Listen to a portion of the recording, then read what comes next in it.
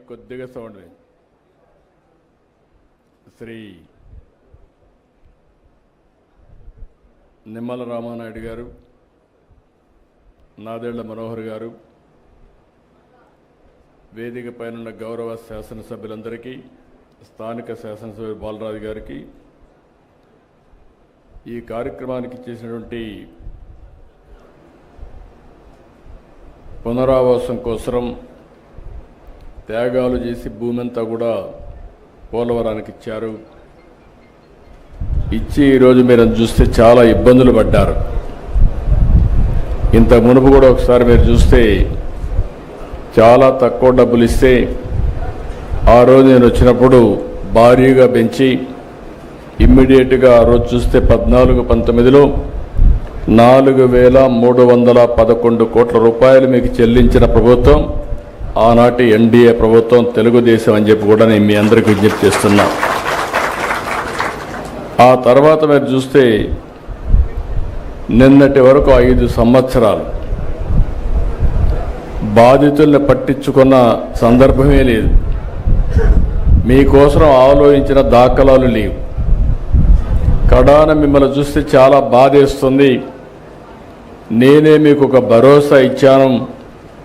దానికి కూడా కారణం మీరు చూస్తే 7 మండలాలు తెలంగాణలో ఉండే మండలాలు విభజన జరిగిన తర్వాత మొట్టమొదటిసారిగా ప్రధానమంత్రి గారితో మాట్లాడి ఈ పోలవరం ప్రాజెక్టు పూర్తి కావాలంటే 7 మండలాలు ఆంధ్రప్రదేశ్కి ఇస్తే తప్ప సాధ్యం కాదని ఒప్పించి ఆ రోజు ఈ మండలాలు తీసుకొచ్చాం. అది నాకు ఒక నైతిక బాధ్యత అని చెప్పి కూడా నేను మీకు తెలియజేస్తున్నా. అందుకే ఎప్పుడు కూడా నేను వీలైనంత వరకు మీకు న్యాయం చేయాలి, అన్ని విధాలు ఆదుకోవాలని చెప్పి ముందుకు పోయాం. ఈరోజు కూడా ఈ ప్రభుత్వం వచ్చిన తర్వాత 828 కోట్ల రూపాయలు మీ అకౌంట్లో వేసామంటే అది మాకుండే మీ మీద ప్రేమ, కమిట్మెంట్ అని చెప్పి కూడా నేను మీకు తెలియజేస్తున్నా. నాయకులు చాలా విషయాలు చెప్తూ ఉంటారు.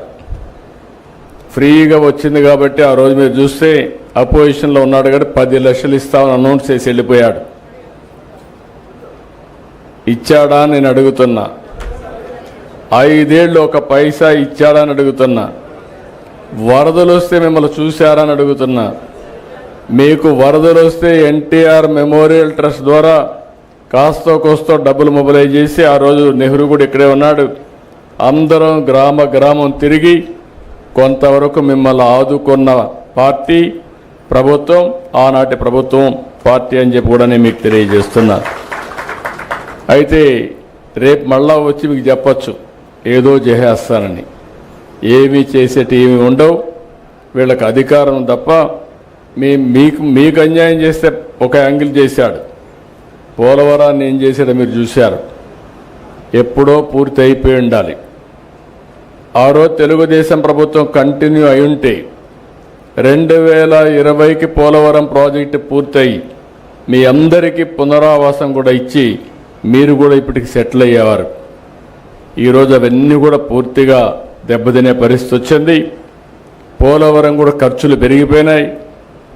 డయాఫామ్ వాల్ మీరు చూస్తే దగ్గర 400 కోట్ల రూపాయలతో డయాఫామ్ వాల్ కడితే అది ఈరోజు మొత్తం మునిగిపోయి కొట్టుకొని పోయి మొత్తం పాడైపోయి ఇప్పుడు 990 కోట్ల రూపాయలు ఖర్చు పెట్టే పరిస్థితికి వచ్చాం. అదనంగా ఇంకొక డయాఫామ్ వాల్ కడుతున్నాం.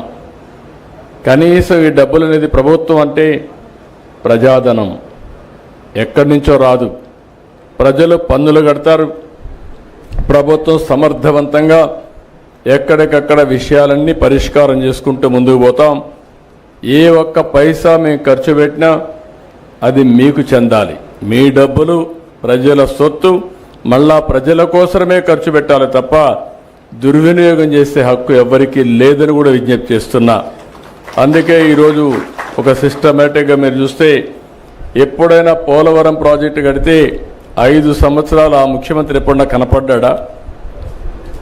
అంటే రాకపోతే ఏ విధంగా అవుతాయని అడుగుతున్నాను. నేనైతే 5 సంవత్సరాల్లో 33 సార్లు వచ్చా. సోమవారాన్ని పోలవరం చేసుకున్నాను. ప్రాజెక్టు పూర్తి కావాలి, దీనివల్ల రాష్ట్రం లాభం పొందాలి, నష్టపోయిన రైతాంగానికి పునరావాసం కూడా కల్పించాలి, పేదవాళ్లకు పునరావాసం కల్పించాలనే ఉద్దేశంతోనే R&R ప్యాకేజీ కానీ ఇవన్నీ ఆ రోజు తీసుకొని ముందుకు పోయాం. ఇంకొక పక్కన మీరు ఒక్కసారి చూస్తే ఆ రోజు మొదటి దశలో భాగంగా 49 పునరావాస కేంద్రాలు 2025కు పూర్తి అవుతాయి. ఇంకో పక్క ఆ రోజు కట్టినటువంటి ఇండ్లు కూడా మధ్యలో ఆపేస్తే దానికి కూడా రేట్లు పెరిగిపోయి అదనంగా భారం పడే పరిస్థితికి వచ్చింది.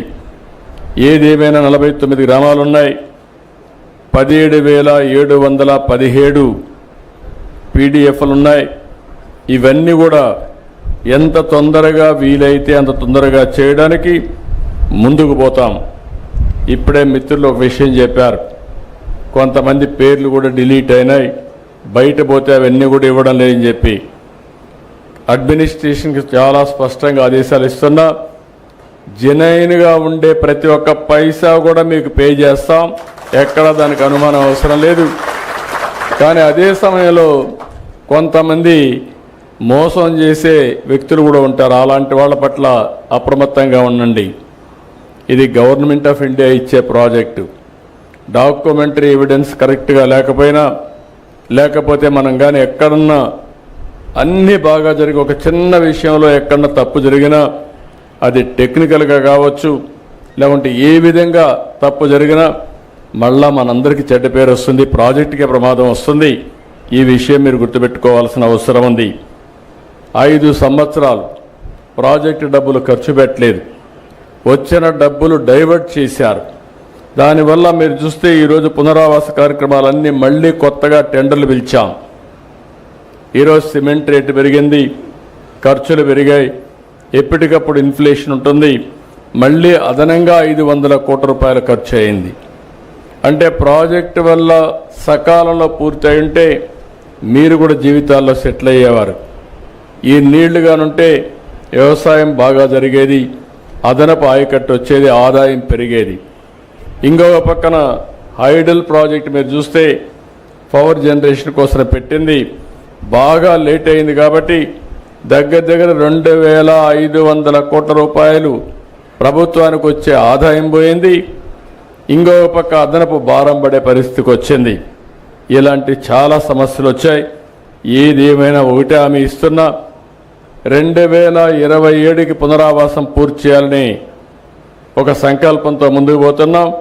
కానీ వీలైతే ప్రాజెక్టు నీళ్లు వదిలిపెట్టే ముందే మీ అందరికీ పునరావాసం ఇచ్చి తర్వాత ప్రాజెక్ట్ నీళ్లు వదిలిపెడతామని చెప్పి కూడా నేను మీకు తెలియజేస్తున్నా. అందుకనే ఒక టార్గెట్ పెట్టుకొని 2027 డిసెంబర్కి ప్రాజెక్టు పూర్తి అయ్యుంటే 2026 డిసెంబర్కి మీ అందరికీ పునరావాసం కల్పించే కార్యక్రమానికి శ్రీకారం చుట్టమని ఆఫీసర్లందరినీ కోరుతున్నా. వాళ్ళకు కావాల్సిన స్టాఫ్ ఇస్తాం, మనుషులు ఇస్తాం. కలెక్టర్స్ ఇక్కడే ఉన్నారు, సెక్రటరీ గారు ఇక్కడే ఉన్నారు. వారికి ఒకటే ఆదేశాలు ఇస్తున్నా, ఎక్కడ కూడా ఒక్క వ్యక్తి కూడా మిస్ కావడానికి వీలు లేదు. రెండోది, ఎక్కడా ఒక్క రూపాయి కూడా దుర్వినియోగం కావడానికి వీలు లేదు. ఎవరైనా సరే పైరవికారులు కానీ దళారులు కానీ ఎలాంటి వ్యక్తులు కూడా ఇక్కడ ప్రమేయం లేకుండా చేసే బాధ్యత మీది. ఇంకొక విషయం కూడా మీరు గుర్తుపెట్టుకోవాల్సింది, వీళ్ళందరికీ పునరావాసం కల్పించిన తర్వాత కూడా మనకు ఒక బాధ్యత ఉంది. వీళ్ళకు ఆదాయం పెంచే మార్గం, వాళ్ళకు జీవన ప్రమాణాలు పెరిగేదానికి ఏమేం చేయాలనో అవన్నీ కూడా ఇవ్వాల్సిన అవసరం ఉంది. దానికి కూడా ఒక కార్యక్రమం తయారు చేయండి, అది కూడా మనం చేస్తామని చెప్పి మీ అందరికీ తెలియజేసుకుంటూ మళ్ళీ మీ అందరిని ఒకటే కోరుతున్నా, బ్రహ్మాండంగా సహకరించారు. ఇది ఒక చరిత్ర. పోలవరం ప్రాజెక్టు పెద్ద ఆంధ్రప్రదేశ్ రాష్ట్రానికే జీవనాడి. ఈ ప్రాజెక్టు పూర్తి చేసుకోగలిగితే రాష్ట్రం బాగుపడుతుంది.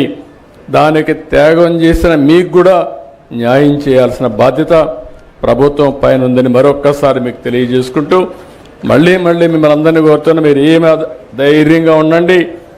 మీ ప్రభుత్వం వచ్చింది, మన ప్రభుత్వం వచ్చింది, ఎన్డీఏ ప్రభుత్వం ఉంది, అన్నీ న్యాయం చేసే బాధ్యత మేము తీసుకుంటామని మరొక్కసారి హామీ ఇస్తూ, నేను మా ఆడబిడ్డను చూశాను, చాలా బాగా మాట్లాడింది, మనస్ఫూర్తిగా అభినందనలు. అందరూ మారిగా మాట్లాడేది నేర్చుకోవాలి. మంచిని మంచిగా మీరు చెప్తే మంచి ఇంకా ఎక్కువ జరుగుతుంది.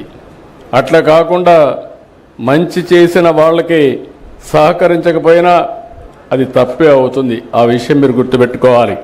కృతజ్ఞత అనేది మన సాంప్రదాయం, మన వారసత్వం కూడా. ఈరోజు మీరు చూస్తే ఏ ప్రభుత్వం కూడా 5 ఏళ్లు పరిపాలించిన ప్రభుత్వం ఒక్క పైసా ఇవ్వకపోతే వచ్చిన 9 నెలల్లో ప్రాజెక్టు కట్టడమే కాదు, పునరావాసం చేయాలి, బాధితులను ఆదుకోవాలని 828.25 కోట్లు ఎక్కడ ఒక్క పైసా అవినీతి లేకుండా, దళారీ వ్యవస్థ లేకుండా మీ అకౌంట్లో డబ్బులు వేసిన ప్రభుత్వం ఈ ప్రభుత్వం అని చెప్పి నేను మీకు తెలియజేస్తున్నా. ఇది ఎల్లప్పుడూ కూడా మీరు గుర్తుపెట్టుకోవాల్సిన అవసరం ఉంది. ఇప్పుడు దళారులు లేరు, మధ్యవర్తులు లేరు, దొంగలు లేరు, మోసాలు చేసేవాళ్ళు లేరు, మాయ మాటలు చెప్పేవాళ్ళు అసలే లేరు.